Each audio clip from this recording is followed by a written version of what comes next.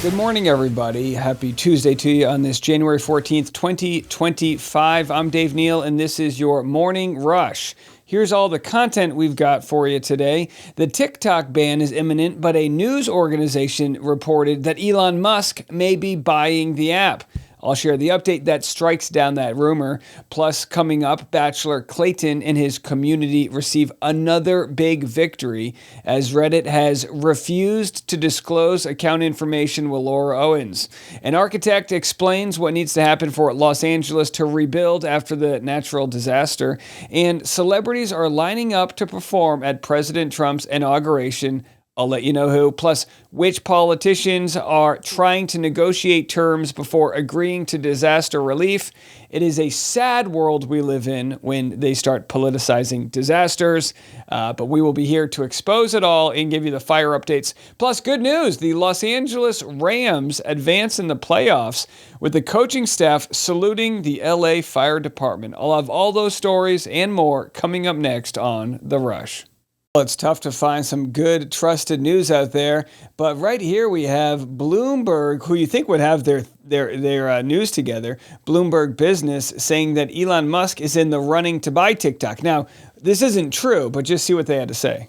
Bloomberg has learned that Chinese officials are evaluating an option that involves Elon Musk acquiring the U.S. operations of TikTok.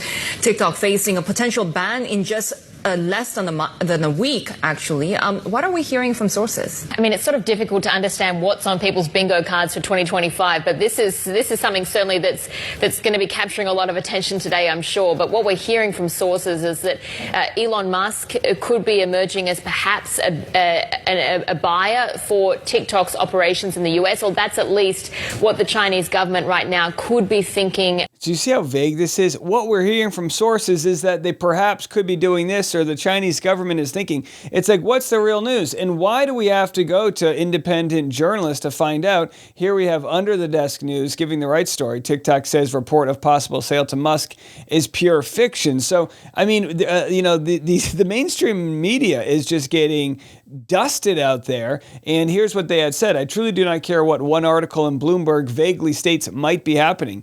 Elon's not getting TikTok's algorithm. Elon, Zuck, and Snapchat, for some reason, are all ineligible because of antitrust issues.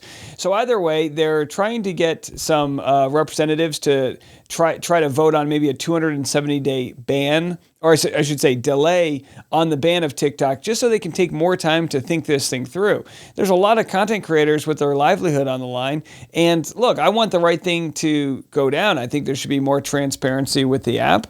I think they should have rules for, and again, not just for TikTok, but for all social media. They should have rules in our country that really limit the type of, addictive natures that exist within the scroll for people that are underage. That's just me. I think Australia just did that, where they banned anyone under 16 on these apps. We gotta start protecting our kids. Their brains are developing, and it's just rotting as they compare and despair themselves to everyone else's highlight reel. All right. Well, speaking of despair, Jessica Simpson and Eric Johnson split after 10 years of marriage. Listen, I didn't even know she was married. All I know is her and Nick Lachey long since gone. It's been a long time since they were together. But boy, those were the good years. Remember, life was simple. Nick Lachey and Jessica Simpson had a reality TV show together. But hey, she's made a lofty income with her boot line. She got a clothing line. I mean, she's like hundred millionaire. So I think she'll be just fine. All right. Well, it's a landmark day for the Justice for Clayton community. This is straight off the press from the subreddit there that is supporting Bachelor Clayton Eckert, as he has been put through the ringer, and others have as well, me included, by one Laura Owens. Well, her attorney subpoenaed Reddit to try to get the information of a user, I guess to just have a new person to bully. Well, in a landmark victory for the JFC movement, Reddit has strongly objected to the subpoena for the identity of a Reddit super poster, legal analyst, and summary wizard extraordinaire. And look, here's what they had to say. And this is Reddit's legal support. They finally responded to the subpoena. We're reaching out to inform you of a legal request that involves your account. Reddit received the attached legal request on December 30th, 2024, for Reddit to disclose certain information about your account. We strongly believe in the importance of due process in fighting for user rights, particularly when you have not been afforded the opportunity to make that decision for yourself. As such, Reddit has formally objected to the legal request and at this point does not intend on disclosing responsive records. We will update you if we receive any updates on this matter. This is huge. This is such a good win for people that are trying to, get the truth out there and do the right thing and not fear retaliation by Laura Owens and her attorney. The guy hasn't won diddly squat for Laura since he's become her attorney. And now we have Clayton Echard going on the Dating Detectives podcast to discuss how diabolical it was having to deal with Laura herself. Here's what he had to say. Again, like the whole reason she chose twins is because she did so with the previous guy, because she found out that most labs won't do a paternity test when twins are involved. So, by the way, if you're listening to the audio-only version of this podcast, the Dating Detectives podcast, ladies, jaws just hit the floor. This is this is almost why I actually love watching. I already know all this content, but hearing Clayton tell it to new people, they can't believe it. It doesn't sound real. Some of the diabolical moves that went into, scamming Clayton and getting him to feel like you were pregnant with the twins. Now, of course, the twins never came. There's an appeal happening right now, but the judgment was that she never really proved she was pregnant. I'm involved, of course, as you guys know, threatened with a $100 million lawsuit. So I love to see when this is going down. I absolutely love to see this. This is why I'm not only going to do a live show discussing the full timeline of events, I'm going to record the audience. I want people to see the shock and awe of common people like this podcaster right now, shocked and in awe of what could possibly go down in this good country of ours. What? Yeah. Why? Yeah, because there's a small chance that there could be two separate fathers. Oh. And so because they don't want to run the risk of telling someone they're not the father when they could be, and they could have potentially got the DNA of one child and not the other when they took the swab, they don't want, a lot of facilities won't do it. And that's why she chooses twins. Yeah. It's because she was trying to dodge having to do a paternity test. And then again, like the whole reason she chose. So there it is. And of course, as we know, she's claimed twins with 2, possibly 3, maybe more men. And that is a pretty small odd of happening. So just wild stuff. Of course, that's why we continue to cover it. And in other Bachelor news, let's just get all the Bachelor news out of the way. Here's Maddie Pruitt. She's got a podcast with her husband. It's called Stay True Podcast. It should be called Stay Truly Rich. His father's a billionaire. That's a lot of money. Either way, they discuss going on the show, The Bachelor. And Grant actually mentions he's never watched a clip. Have a listen to what they have to say. Have you ever watched a second of me on The Bachelor? Never. Not once. He's never watched Never, it. not one time. Not He's one never YouTube video, not one clip. No. I wouldn't want to watch you date No. another person. Man, you just have to face that head on and go, okay, I don't know anything about the entire situation. Everyone has this stigma when you say the word bachelor, especially when you attach it to like a Christian, you're kind of like, interesting. Why? I didn't know this. There's a lot of Christians that go on the show The Bachelor. I think what they mean is like really Christian, Like there's different types of Christian. There's, I'm Christian, I believe in God, I go to church, I like people. And then there's like, I'm so Christian, I'm going to try to do things to take away your rights. Most people aren't that way. I'm just saying there's some book burning happening out there. There's the Christians that feel like they're being persecuted. She's one of them. She's part of the Christian persecution complex. She's being very persecuted as the daughter-in-law of a billionaire. Pray for her. Light her one of those Jesus candles. Why would a Christian go on The Bachelor? Like, let me just like hear more of that. And there were some fights. We went on a break. We did. We were on a break. You were in on a that break. pink Puma jumpsuit by Starbucks, and I just said, babe, I think we got to pause. It's so cool because we just developed thick skin together. Yeah. You'd already done it, but I feel like I got to develop thick skin on what people say, think, or whatever. I'm so far removed from Bachelor World that I kind of forget that it even happened. Well, I totally forget. I don't apply that to your life. Yeah, no, that has nothing to do with who Maddie is. I actually forget you went on the show. Have you? So look, by all means, forget you went on the show, but don't forget the only reason you have 1 million followers is not only because you went on the show, but you went on the show in one of the craziest seasons, Peter Weber. I mean, that was like one of the biggest Peter season, Hannah Brown season. These were like the biggest, most iconic moments of The Bachelor. And it was when Instagram was at its most popular. She could have gone on The Bachelor this past year. She wouldn't have 50,000 followers and wouldn't make a dime off of it. So, I mean, by all means, a little respect that God presented you this opportunity, if you want to frame it that way, in the perfect place and perfect time. All right, well, I've got your list for who's going to be, or at least several of the people that will be at Trump's inauguration, and I'll share that with you next. And by the way, just to reiterate, I'm not anti-Christian. Whatever gives you a passion in life to do good, to share love and high vibrancies. I'm just more about doing the work than just talking about my religion. You know what I mean? Like, we do the work here. We try to help out each other. I think that's the most important thing you can do in the world we live in right now, is try to help out those that have less than you.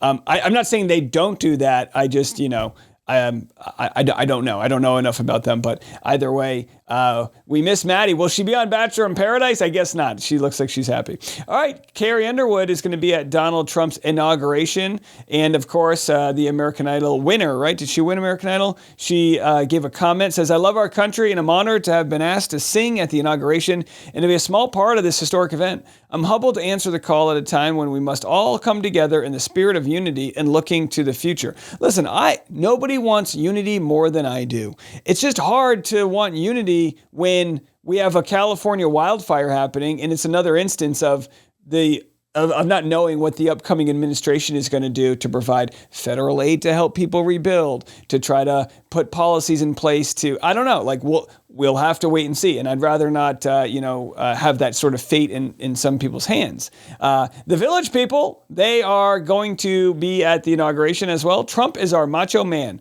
Got a gig for inauguration. Now, they were anti-Trump people, but he loves them so much. I mean, they became like the popular thing, right? Where he would do the dance, like the Elaine Bennis dance. He kind of had like his own version, where he looked like he was just like, going skiing there, as it were.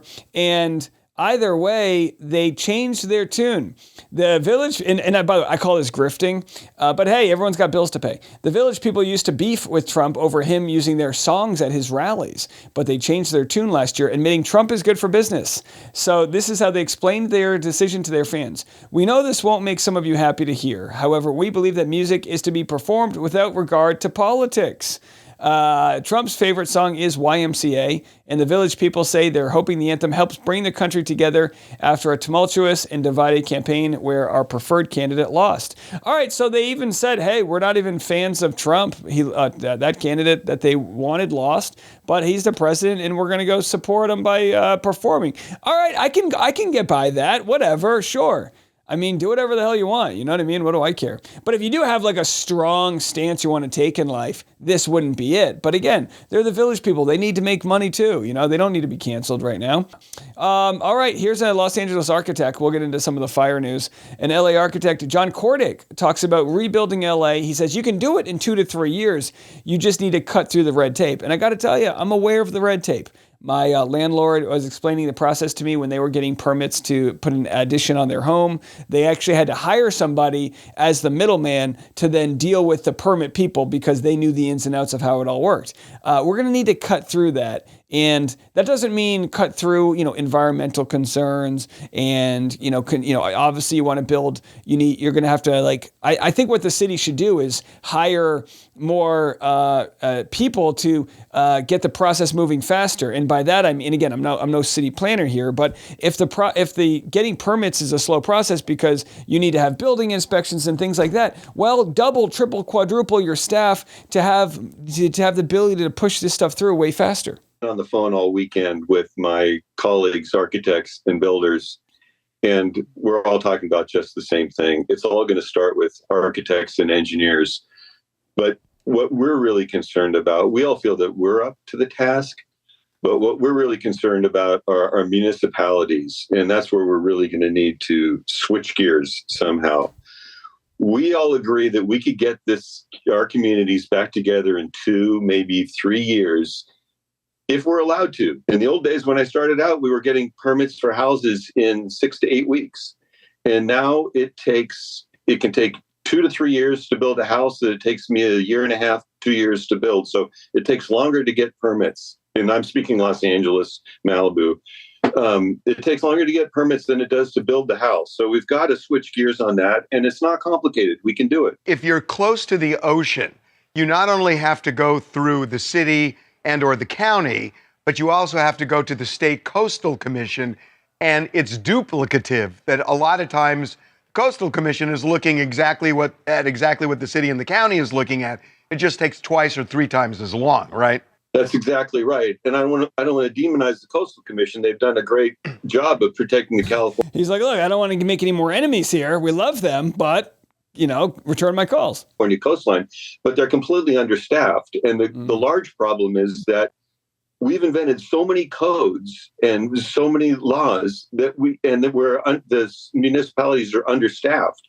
They cannot possibly enforce them. And that's why it takes 2 years to make a decision that takes 10 minutes. It's just basically everybody's waiting in line. All right, so there it is. Everyone's waiting in line. It's like going to the DMV can suck so much until you automate it and make it a lot easier, and then boom, boom, boom, you're in and you're out, right? So, all right, it seems like if we know what the problem is, maybe we can find some money for the solution, because there's going to be a lot of building that needs to happen before the Olympics come, and of course, more so than just the Olympics, and they're going to have the World Cup, but just the Americans that live there, And I say the same thing not just about LA, but from the hurricane in the Carolinas, and whenever there's a devastation, like, we shouldn't live in a country where we don't take care of each other when we're supposed to be the richest country. Go back to Maddie Pruitt. Like I said, her father-in-law is worth, $6 billion. That's $6,000 million. Do you know what I mean? That's literally, could build full neighborhoods and full acres worth of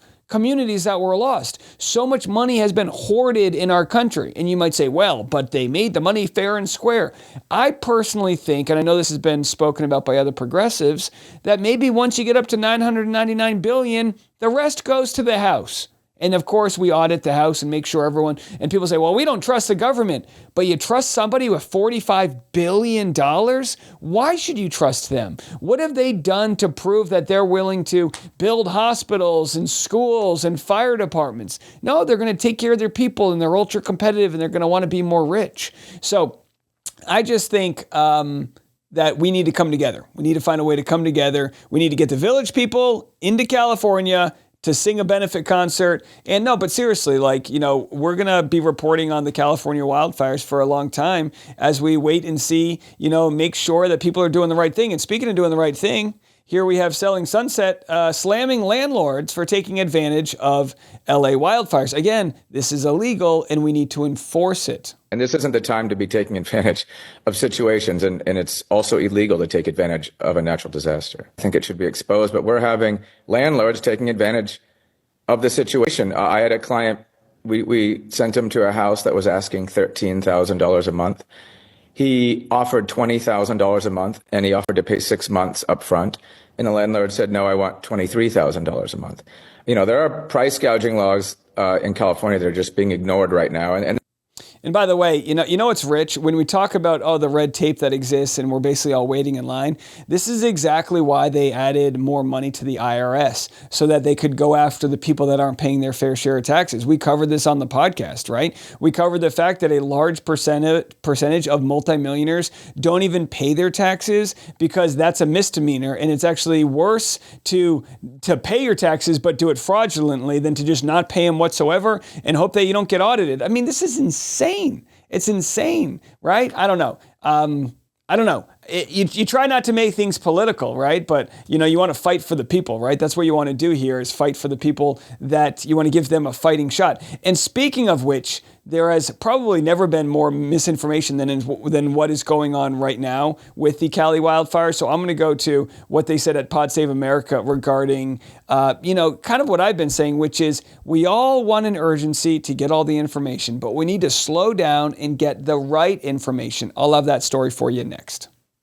As you all know, I've been an advocate for everyone improving their critical thinking skills in the climate we live in with artificial intelligence and, news organizations selling you the most hyperbolic version of a story. Here's Jon Favreau, host of Pod Save America, echoing the same points.